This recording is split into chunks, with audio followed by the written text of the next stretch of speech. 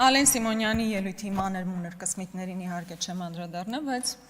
իր ելույթում հնչեցված մեկ հիմնական թեզի այնուամենայնիվ ուզում եմ անդրադառնալ, որի հիմնական հենքը այն է, որ 18 թվականին բանակցություններն արդեն մտել էին փակուղի եւ հայտնի խոսքն են մեջբերում եւ պատերազմը պարզապես անխուսափելի էր։ Եթե սա ճշմարտություն է, ապա ես ակնկալում եմ, որ ԿՊԱ-ականները պետք է պատասխանեն հետևյալ հարցին։ Եթե բանակցությունները գտնվում էին փակուղում, եթե պատերազմը անխուսափելի էր, այդ դեպքում ինչու է Նիկոլ Փաշինյանը կատարել քայլեր, որոնք միայն կարագացնեին վերահաս պատերազմը։ Գնալով Ստեփանակերտ եւ կանչելով Արցախը, Հայաստանը եւ վերջ, Տավուշյան դեպքերը իրական ներկայացնելով որպես մի մեծ սարդարապատ եւ հետո ազգային հերոսների այսպես պարգևներ շնորհել, եթե պատերազմը վերահաս էր, եթե անխուսափելի էր պատերազմը, դուք գիտեիք, որ բանակցությունները փակուղու մեջ են եւ պետքա փորձեիք այդ փակուղուց հանել եւ ոչ թե սադրել, իրականացնել գործողություններ, որոնք ուղղակի Ալիևի ձեռքերը կբացեին։ Այս տրամաբանական շղթան կտրվում այդ նույն պահին եւ դուք պետքա հիշեք, թե ինչ գործողություններ է իրականացրել Նիկոլ Փաշինյանը։ Երբ այստեղ խոսվեց արցախցիների վերադարձի իրավունքի մասին, որ պետքա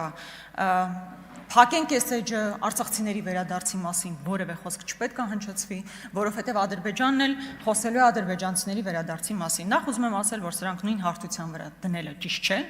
բայց այնուամենայնիվ, եթե նույնիսկ դուք չեք խոսում, Ադրբեջանը չի խոսում, դուք փակել եք արցախցիների վերադարձի էջը, իսկ Ադրբեջանը փակել է, պետական ֆինանսավորում է տալիս հայտնի ՀԿ-ներին, որոնք խոսում են ադրբեջանցիների Հայաստան վերադարձի մասին։ Այդ հայելային քաղաքականությունը որևէ կերպ չի աշխատում, ադրբեջանցիների վերադարձը դարձել է պետական քաղաքականություն Ադրբեջանի համար, ու ինչքան էլ դուք չխոսաք արցախցիների բնական վերադարձի իրավունքի մասին, Ադրբեջանը միևնույն է խոսում է։ Հետևաբար, այո, Հայաստանը պետք է պաշտպանի Արցախի ժողովրդի վերադարձի միջազգային իրավունքի միջազգայնացման օրակարգին։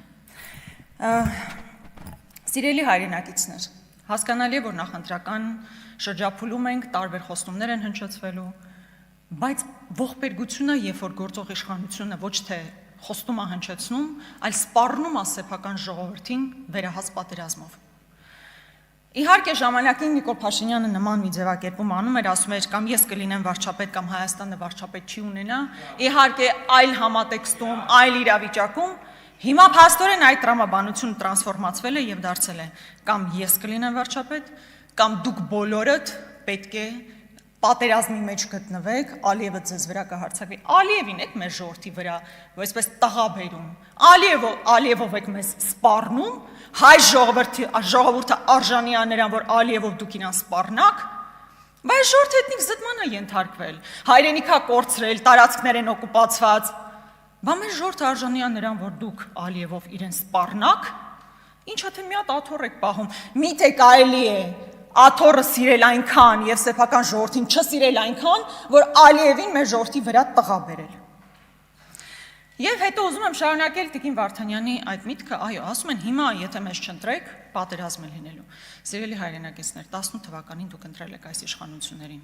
21 թվականին եւս ընտրել եք այս իշխանություններին։ 18 թվականից հետո պատերազմ եղել է, 21 թվականից հետո պատերազմ եղել է։ Հետևաբար այն հայտնի լոզունգները, որ միայն ու միայն մենք լինելու պարագային պատերազմ չի լինի, դա ուղղակի ապացուցված սուտ է։ Ու հետո ես ուզում եմ հասկանալ հաջորդը ինչ եք ասելու։ Ասելու եք, եթե սահմանադրությունը չփոխենք, եթե անկախության հռչակագիրը սահմանադրությունից չհանենք, պատերազմա լինելու, հաջորդ սպառնալիքը դա է լինելու, եկեք փոխենք սահմանադրությունը, հիմա եկեք հանենք անկախության հռչակագիրը, որպեսզի պատերազմ չլինի։ Հետո գալու եք ասելու եք, մենք այսպես կոչված անկլավներ կան մեր երկրի տարածքում, բա եկեք սա տանք, որպեսզի պատերազմ չլինի։ Հետո գալու եք ասելու եք, գիտեք ինչ կա։ Մենք արդեն հարևանություն ենք անում, բարեկամություն ենք անում, բայց չէ՞ որ ադրբեջանցիները պետք է վերադառնան Հայաստան։ Եթե իրանք չվերադառնան, մի հատ էլ պատերազմ կլինի։ Բայց պատերազմի շանտաժի գնով ինչքան եք ուզում ձեր սեփական աթոռները պահել։ Եվ վերջին մի քանի շաբաթների ընթացքում, երբ ԿՊԱ-ականները փորձում էին բացատրել, թե ինչու են կարծում, որ ընդդիմությունը պատերազմ է բերելու, սովորաբար մատնանշում էին իմ ելույթից մի կտոր, որտեղ ես ասում եմ, որ դա դիվանքը մերն է։ Դադիվանքը կգամ Արարատին, դադիվանքը մերը չի, դադիվանքը հայկական չի, դուք դադիվանքում մոմ վառած չկաք, դադիվանքը մերն է, դադիվանքը հայկական է, եթե դուք կարծում եք հայկական չի, և ինչպես Ալիևն է ասում աղբանականը, եկեք ես ամբյոնից ասեք դադիվանքը մերը չի, ժողովուրդը հասկանա ձեր դիրքորոշումները, ձեր պատմության, ձեր ինքնության նկատմամբ ինչ է, դադիվանքը մերն է, հայկական է, ուրիշ կարծիք լինել չի կարող։ Հաջորդը, կամ Ղազանչեցոց, նույն այդ ելույթից մեջ Ղազանչեցոցի մասին եմ խոսում։ Ձեր կուսակից ընկերներից մեկը Արմեն Գրիգորյան։ Արմեն Գրիգորյանի հարսանիքը եղել է Ղազանչեցոցում։ Հայկական եկեղեցի Տիկին Ղազան երևի ներկա եք եղել, որ ասում եք հրաշալի հարսանիք, այդ հրաշալի հարսանիքը եղել է հայկական Սուրբ Ղազանչեցոցում։ Մերը չի, հայկական չի, սա տարածքային պահանջ է Ադրբեջանի նկատմամբ, թե սեփական մշակույթը պաշտպանելու ցանկություն։ Դուք գիտեք, որ ՅՈՒՆԵՍԿՕ կա, դուք գիտեք, որ կա ՅՈՒՆԵՍԿՕ, միջազգային կազմակերպություն, որը զբաղվում է մշակութային, պատմամշակութային ժառանգության պահպանության հարցերով։ Սա ոչ թե տարածքային պահանջ է,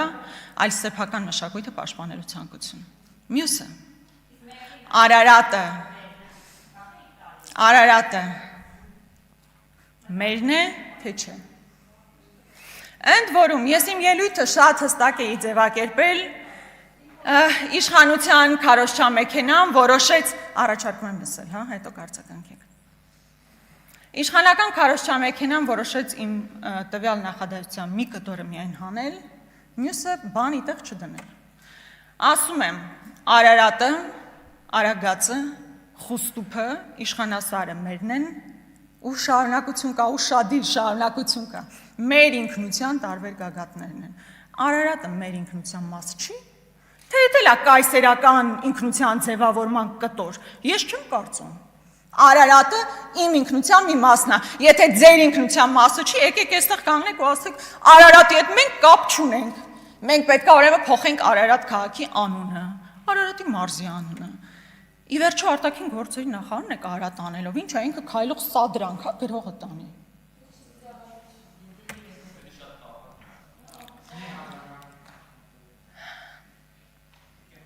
Հիմա գնում է, սիրելի հայրենակիցներ, հիմա տեղի է ունենում, այո, ինքնության համար պայքար։ Ֆիզիկական գոյությունը Արցախում հիմա չկա,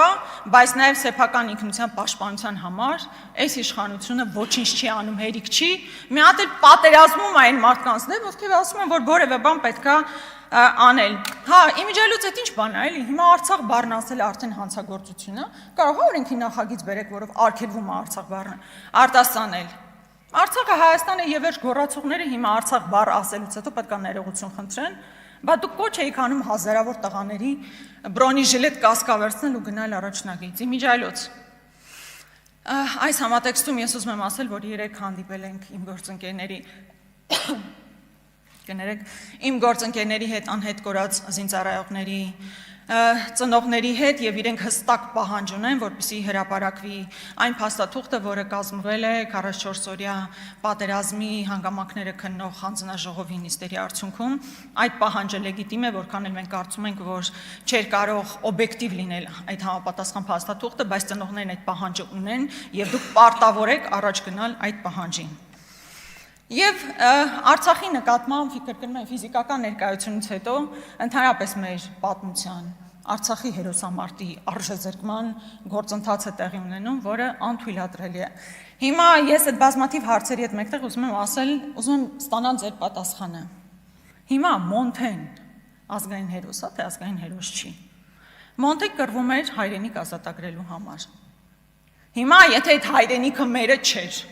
Այն գլխից հանձնված էր, մեզ հետ կապ չուներ, հիմա Մոնթեն ազգային հերոս է, թե ազգային հերոս չի ձեզ համար։ Եվ Կարող է դուք հասնեք մի օրի, որ ընդհանրապես Հայաստանի Հանրապետությունը վերջում համարեք օկուպանտ երկիր։ Իհարկե սա հիմա աբսուրդ կարող է հնչել, բայց այն գործողությունների եւ հայտարարությունների տրամաբանությունը, որ այսօր կապ մենք տեսնում ենք, հենց այդ ուղղությամբ էլ տանում է, այո, դուք դիվահարվում եք երաշխավոր բառից, որովհետեւ ձեր ընկալման մեջ, ձեր պատկերացման մեջ միակ երաշխավորը պետք է լինի Ադրբեջանը,